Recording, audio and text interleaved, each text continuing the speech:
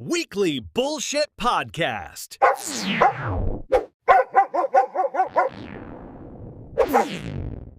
안녕하세요. 위클리 보시트 팟캐스트입니다. 자, 이번에는 세 번째 에피소드로 찾아뵙게 되었는데요. 저는 앤디입니다.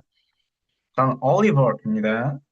네. 오늘 제가 준비한 주제는요. 비질란티즘, 즉 사적 제재는 과연 정의로운가?입니다. 음, 자, 네네. 제가 이런 주제를 선정한 이유는요. 최근 주변을 보면 이 사적 제재와 관련된 컨텐츠들이 굉장히 많이 보여요. 뭐 예를 들어서 작년쯤에 미국에서 보험사 CEO를 살인한 루이지 씨 이야기 아시나요? 아, 알죠. 마리오 친구 아닌가요? 아, 아, 아시죠? 들어본 적은 있으시죠? 실제로 그 아, 네. 루이지를. 네. 네, 루이지 씨. 근데 어쨌든 살인을 하신 건 맞잖아요. 그쵸. 근데 그 미국의 악덕 보험사들에 대해서 미국인들이 굉장히 불만이 많은 상태였고요. 그래서 이 살인 사건에 대해서 미국인들이 루이지를 비판하는 것이 아니라 오히려 옹호하고 보험사들을 더 비난하고 그러니까 그런 일이 있었습니다. 또한 한국이나 해외나 소위 말하는 참교육 유튜버 많이들 볼 수 있는데요. 혹시 올리버 씨는 참교육 유튜버를 본 적 있나요? 그쵸. 저도 그 동네에서 담배 피는 고딩들 이렇게 가서 입덕 네, 지르는 그런 영상은 몇 번 본 적. 네. 아, 네, 저도 이렇게 참교육 유튜버 이런 거 많이 보고 루이지 씨 뉴스 이런 걸 듣다 보면은 근데 저도 사실 통쾌하다 이렇게 생각될 때가 있어요. 하지만 한번 비판적으로 생각을 해보면 과연 이게 맞나? 과연 이게 사회적인 실현에 도움이 되는 일일까? 라는 생각을 하게 되는데요. 그래서 이런 팟캐스트를 들고 왔고요. 일단 해당 주제가 어, 철학적인 이야기이기도 하지만 법학과 굉장히 밀접하게 맞닿아 있는 얘기이기 때문에 올리버 씨에게 설명을 잠깐 듣고 시작을 하도록 하겠습니다. 현대 한국 부담스럽네요. 네, 현대 한국 법에서는 비질란티즘을 불법화하고 있는 걸로 알고 있는데요. 뭐 실제로 그러한지, 그리고 법학적인 관점에서 왜 비질란티즘을 금지하는지 그런 거에 대해서 간략하게 설명해 주시면 감사하겠습니다. 네, 저도 이렇게 자세히 아는 건 아니지만, 크게 보면은 사법과 형법 그 두 개의 관점에서 좀 바라볼 수 있을 것 같은데요. 이 사법에는 자신의 점유를 뺏긴 사람이 이렇게 점유를 되찾아올 수 있다는 조항이 있고, 형법적 관점에서는 뭐 잘 아시다시피 정당방위라든지 아니면은 나에게 좀 큰일 닥쳤을 때 도망가면서 야, 이 정도는 할 수 있다라고 하는 긴급 피난 뭐이 정도의 조문이 있는데 사실 두 개 다 전부 굉장히 예외적으로 인정됩니다. 그래서 점유를 탈취당한 사람은 정말 그 점유를 탈취당하고서 따라가는 중에만 이렇게 다시 들고 올 수 있게 되고요. 정당방위 같은 경우에는 뭐 여러 가지 비판들이 많았지만 현재도 굉장히 판례는 제한적으로 정당방위의 범위를 인정하고 있다라고 말씀드릴 수 있을 것 같고 제가 생각하기로는 이 법적으로 이렇게 사적 제재라는 것을 되게 민감하게 다루고 제한적으로 다루고 있는 이유는 법 자체가 어떤 이런 사적 제재들을 금지하고서 모든 형태의 유형력 그리고 강제력 행사를 국가에게 떠맡겼기 때문에 법의 본질 자체로서 이 국가만이 그런 유형력과 강제력을 행사할 수 있는 거고 네. 일반 국민이 그런 것을 행사하는 것은 전체적인 법 원칙에서 굉장히 예외적으로 다루셔야 된다. 그런 원칙 하에서 이렇게 우리나라든지 아니면 우리나라가 아닌 다른 나라에서도 정당방위라든지 아니면 직접 자신이 빼앗긴 물건을 가져오는 그런 행위가 예외적으로 인정되지 않나라고 생각하고 있습니다. 네, 그런 어떤 법적 체계 유지를 위해서 최소한의 비질란티즘, 사적 제재만 허용한다 이런 말씀이시군요. 네, 맞습니다. 네, 일단 설명 굉장히 잘 들었고요. 또 제가 준비한 에피소드니까 제 견해도 한번 말씀드리도록 하겠습니다. 저는 이제 비질란티즘이 정의 구현에 기여하는가라는 질문에 답을 하기 위해서는 비질란티즘에 깔려 있는 저희를 살펴봐야 한다고 생각합니다. 사법 시스템의 경우에는 어떤 사회 균형을 유지시키는데 어, 관심이 있는 거죠. 그러니까 어떤 범죄 행위로 인해서 사회의 균형이 무너졌어요. 한쪽으로 치우쳤어요. 그러면 어떤 법적 체계를 통해서 이것을 균형점으로 다시금 회복해서 안전된 상태, 항상성을 유지하도록 하는 그런 목적이 있잖아요. 하지만 비질란티즘은 어떤 사회의 균형 유지, 정의의 구현, 이런 것들을 근본적인 목적으로 하지 않습니다. 기본적으로 복수심이 깔려 있고, 그 복수심의 실현을 복수의 달성을 위해서라면, 사회적 균형이 균형점을 넘어서 또 다른 불균형점을 이동하더라도 딱히 신경 쓰지 않는다. 이런 문제점이 있다고 생각해요. 그리고 복수심뿐만이 아니라 이 어떤 복수라는 것이 행해지는 상황을 보면서 그 관찰자 혹은 복수하는 당사자는 쾌감, 만족감, 그런 것들을 얻는다는 것이죠. 그래서 애초에 어떤 부정의한 사건을 교정하려는 것보다도 이런 쾌락과 만족감 같은 2차적인 그런 목적들이 더 우선시되는 경우가 있다. 네, 그렇게 생각합니다. 그 다음으로, 어, 아까 처음에 살펴봤던 참교육 유튜버들처럼 어떤 제3자가 그런 피해 상황에서 이익을 창출하는 경우도 있습니다. 그러니까 유튜버들은 사실 그 어떤 범죄 행위를 가서 사적으로 제지하는 그 과정을 통해서 조회수를 얻고 인기를 얻고 돈을 버는 것이죠. 과연 이 돈 버는 행위가 정의 구현에 조금이라도 관련이 있는 일인가? 저는 그런 음, 생각을 하게 됩니다. 네, 혹시 여기에 대해서 뭐 반박하시거나 동의하거나 뭐 이런 코멘트가 있나요? 저는 약간 궁금했던 점은 네. 그 정의 구현에 기여한다라는 것은 사실 그 어떤 행위의 결과를 말하고자 하는 것 같은데 왜 근데 의도가 중요하다는 건지 저는 좀 궁금했습니다. 의도랑 그거에 따른 결과는 엄연히 다를 수 있는 거 아닌가? 일반적으로 저희가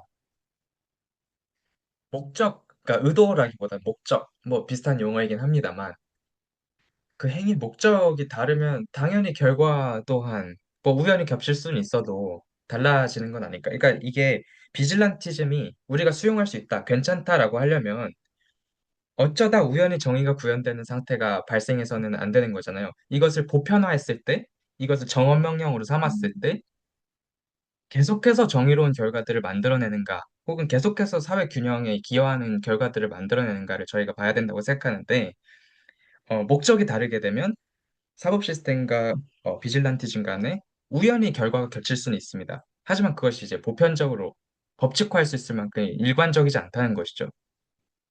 음. 어떤 정의를 위해서 한 행위인데 결과적으로 정의와 반대되는 결과가 나는 그런 행위보다 음. 정의를 위하지 않더라도 정의가 구현되는 결과가 나오는 행위가 있다면은 둘 중에는 어떤 게 좀 더 정의와 가깝다고, 음, 그러니까 더 지양해야 할 만한 행위라고 생각하시는 건가요?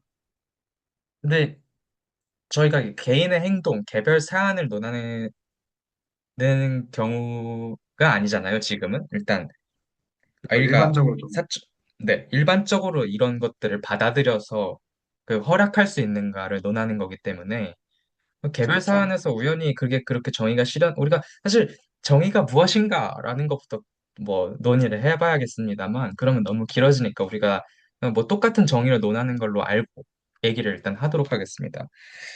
음, 네, 그렇죠. 그러니까 저는 이제 일반적 법칙을 성립하는 거에 대한 논의를 하고 있는 것이기 때문에 정의를 목적으로 한 행위가 개별 사안에서 그 정의 구현에 실패했다고 하더라도 그것이 더 받아들임직한 것이다. 라고 저는 생각합니다. 음, 네, 일단 알겠습니다. 하고 다음, 싶으신 네. 말이 많은 것 같은데, 네, 일단은 넘어가 보도록 할게요.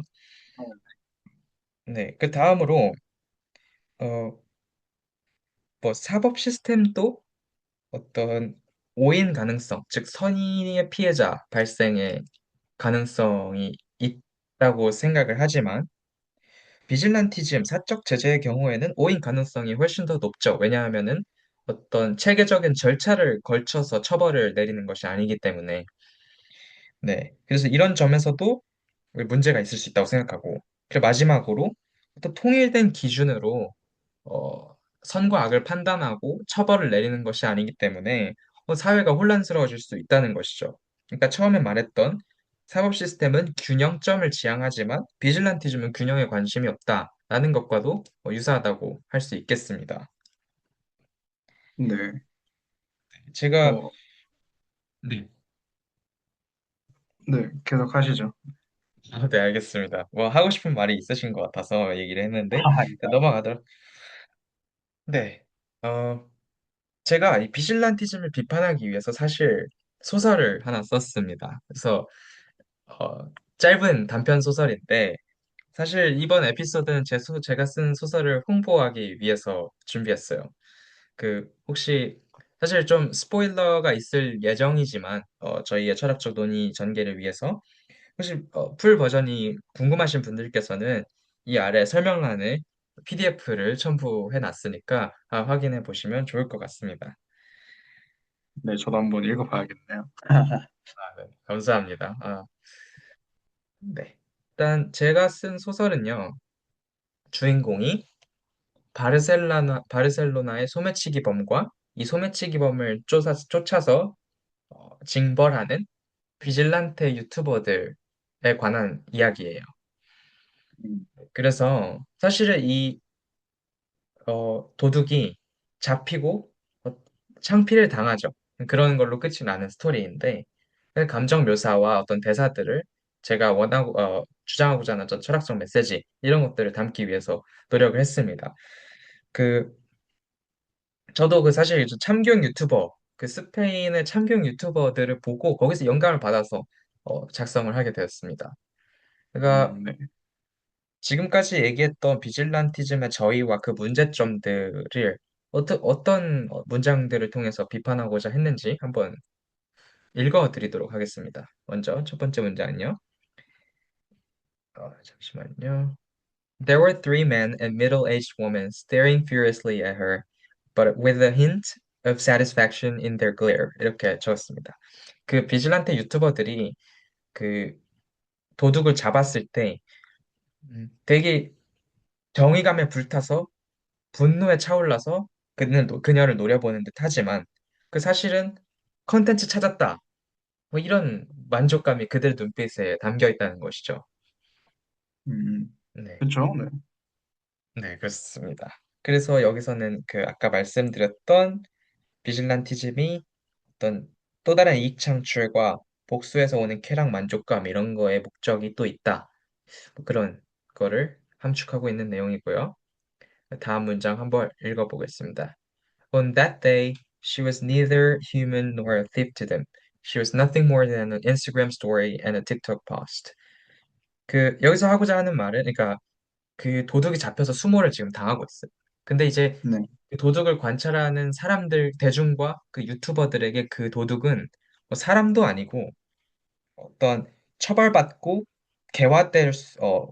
될 수 있는, 어떤 교정될 수 있는 그런 인간, 개별 인간으로서 보여지고 있지 않다는 것이죠. 어떤 복수의 대상, 면박의 대상, 그리고 그 상황으로부터 어, 만족감, 일종의 만족감을 자아내는 그런 대상으로 전락하고 있다는 그런 비판을 하고자 한 문장입니다.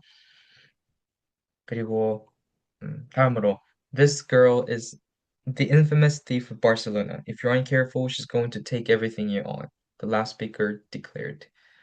이 비질란트 유튜버들이 이 도둑이 정말 악명 높은 바르셀로나의 픽포켓이고 그래서 조심하지 않을 경우에는 뭐 모든 걸 훔쳐갈 수 있다 이렇게 얘기하고 있는데 사실 제가 설정한 이 캐릭터는 좀도둑이고 사실 꽤 경력이 높지도 않아요. 근데 이제 되게 막 무서운 악인이다 이렇게 하면서 겁을 주고 있는 것이죠. 그리고 저는 이 소설 전반에 걸쳐서 이 도둑을 되게 인간적이고 약하고 어떻게 보면 피해자 사이드에 놓일 수 있는 그런 느낌으로 묘사를 했습니다. 그 음, 이유는 사실 악인이라는 것이 특별한 것이 아니라 정말 악인이 뭐 태어날 때부터 괴물이고 그래서 악인이 될 수밖에 없는 숙명에 처해 있었다. 그럼 사실 그런 것이 아니라 우리 같은 평범한 사람들도 사실 스스로를 충분히 돌아보지 않고 어떤 특정 환경에 놓이고 뭐 이런 것들이 맞아떨어진다면 충분히 악인으로 전락할 수 있다. 뭐 그런 경계심을 심어주기 위해서 이런 묘사를 사용했습니다. 사실 이거는 뭐 한나 아렌트의 악의 평범성이나 뭐 도덕 상대주의 이런 것들과도 연관이 있는 내용 같은데요. 이번 에피소드에서 뭐 다 다루기에는 좀 무리가 있으니까 다음에 더 추가로 논의를 해보도록 하겠습니다. 네, 좋습니다. 네. 그래서 사실 우리가 비질란티즘, 어떤 잘못한 대상을 과도하게 벌하고 막 이런 데서 쾌감을 느끼는 거는 사실 우리는 절대 그런 악인의 편에 놓이지 않을 거라는 확신이 사실 있기 때문인 거죠. 그쵸, 사실 저 네. 사람들은 나랑 다를 거다라는 생각이 좀 깔려 있어서 그런 거 아닐까. 맞아요. 근데 사실 막 악인이 잘못되지 않았다고 주장하는 게 아닙니다. 저는 이 소설에서 전혀 옹호할 의도가 없었어요. 하지만 그 누구나 뭐 조심하지 않으면 그 법에서 말하는 악의 편에 떨어질 수 있다. 근데 이제 악인도 어쨌든 인간이기 때문에 어떤 사회 균형점 유지를 위해서 어떤 적절한 수준의 처벌이 이루어져야 하는 것이지, 거기서 더 나가서 그냥 아예 매장시켜 버리는 것, 뭐 어떤 그 범죄의 경중과 상관없이 뭐 그런 건 한번 우리가 경계해야 한다. 네, 그런 말을 하고 싶었습니다. 네, 이렇게 제 소설에서는 비질란티즘을 신랄하게 비판을 한번 해봤는데요. 근데 사실 그쵸. 네, 비질란티즘을 옹호하는 입장도 충분히 있을 수 있습니다. 혹시 어떤 경우에 비질란티즘이 허용될 수 있고 받아들여질 수 있는지 한번 올리버 씨가 간단하게 설명해 주실 수 있을까요? 어, 제가 법적인 관점은 아까 전에 충분히 말씀을 드린 것 같고, 옹호할 수 있는 경우에 대해서 제가 뭐 아까 전에 그 법적인 관점은 충분히 말씀을 드린 것 같고, 저의 개인적인 생각을 좀 말씀드리자면은, 옹호할 수 있는 경우가 사실은 딱히 저는 없을 것 같다고 생각을 하는 게, 일단 기본적으로 굉장히 사적 제재라는 게 너무 과도해질 수 있다고 저는 생각을 했기 때문에 사적 제재가 인정되기가 쉽지 않고, 그럼에도 불구하고 사적 제재가 좀 필요한 영역이 있다고 보여지는 것은, 뭐 예를 들어 의도적으로 이 사람이 정말 법을 너무 잘 알고 일부러 그런 탈법 행위를 하고, 그런 탈법 행위가 너무 자연스럽게 좀 받아지고 그거에 대해서 처벌할 수 있는 어떠한 방식도 없다면은, 그런 경우에는 사적 제재가 좀 가능하지 않을까라고 음, 생각을 했었고요. 음, 어, 그런 거에 대표적인 예시를 좀 생각을 해보자면은, 뭐 그런 게 있겠죠. 예를 들어 가정폭력 같은 거.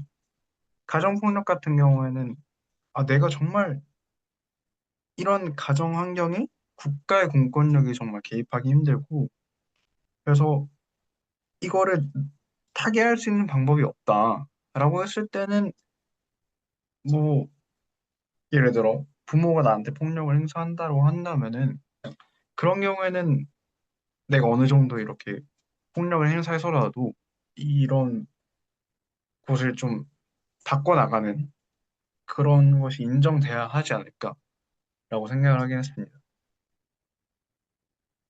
사실 부모가 자식에게 폭력을 행사하는 경우는 국가가 개입할 수 있는 상황으로 보이는데요. 그러니까 이게 물리적 폭력 말고 예를 들면 은근히 언어적 폭력을 한다. 그런 거는 뭐 신고하고 처벌시키고 이러기도 애매하잖아요. 그렇죠. 물리적 폭력이라 하더라도 이게 되게 현실적인 관점에서 봤을 때, 뭐 그 정도는 될 수 있는 거 아니냐라는 인식이 또 있다 보니까, 그런 점에서 좀 어려움이 있을 것 같다라고 생각했습니다.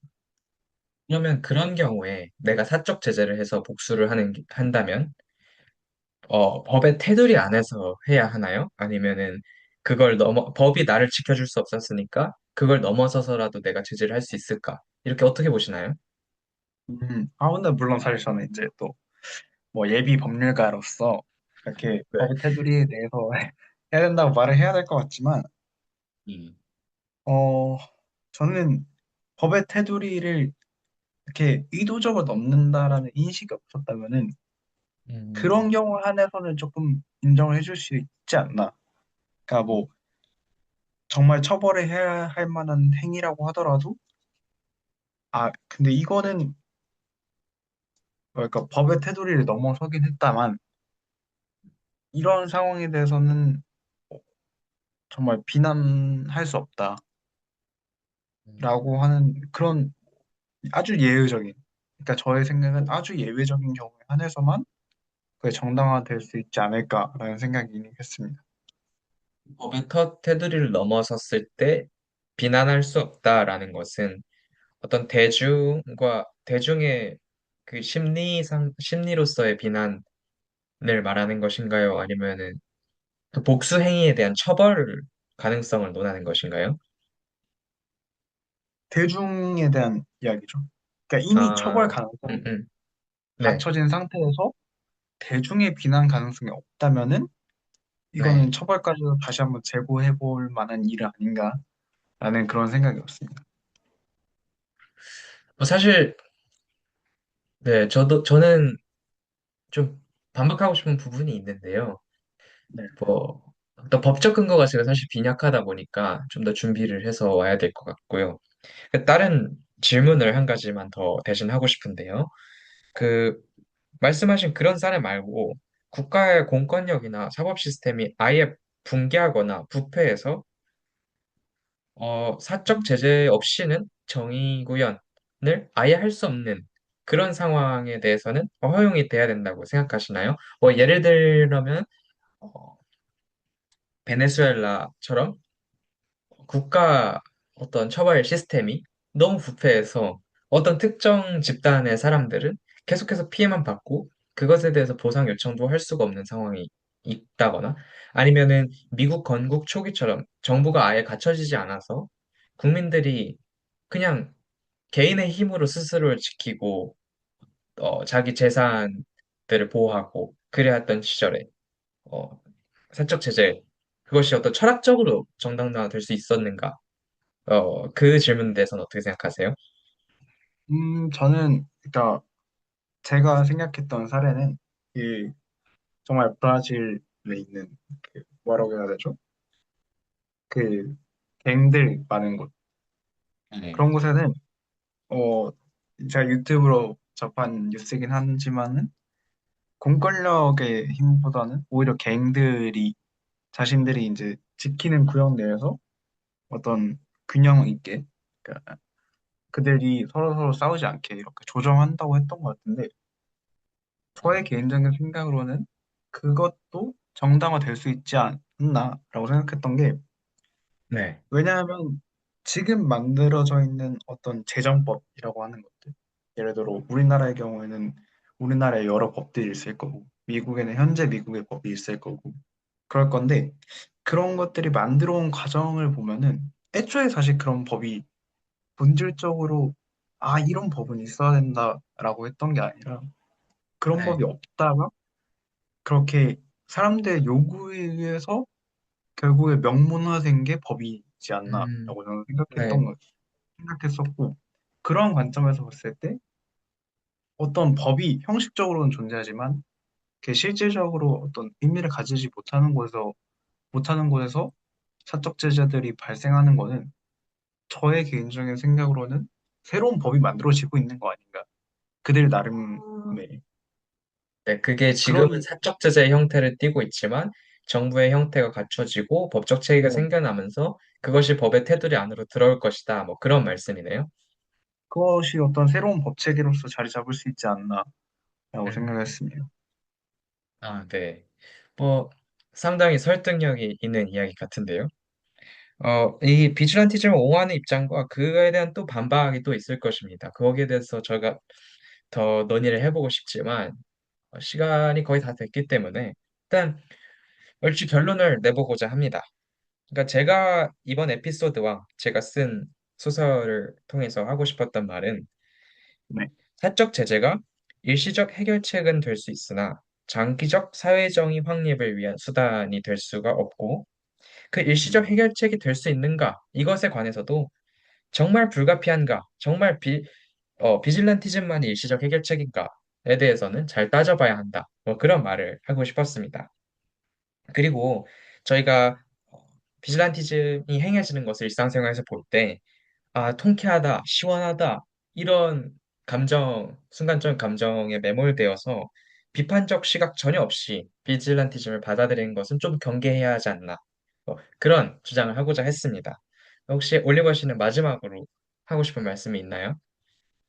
네, 저는 약간 듣다 보니 생각난 건데, 비질란티즘의 소비자에 대해서 좀 더 조사를 해보는 것도 정말 재밌을 것 같습니다. 비질란티즘 컨텐츠라고 하죠. 그런 것들을 네. 왜 소비하게 되었고, 그걸 소비함으로써 어떤 기분이 드는 거고, 그러면 그런 비질란티즘에 대해서 자신들이 직접, 그러니까 뭐 실제로 동의하는 건지, 음, 아니면은 비질란티즘을 통해서 저 사람들의 행위는 나쁜 거지만 그냥 내가 재밌으면 됐다. 이런 생각을 가지고 보는 아, 건지 이런 네. 것들을 좀 더 이렇게 본다면은 비질란티즘에 어떤 열광하고 있는 현실의 사태에 대해서 좀 더 깊게 이해할 수 있지 않을까라고 생각을 했습니다. 네.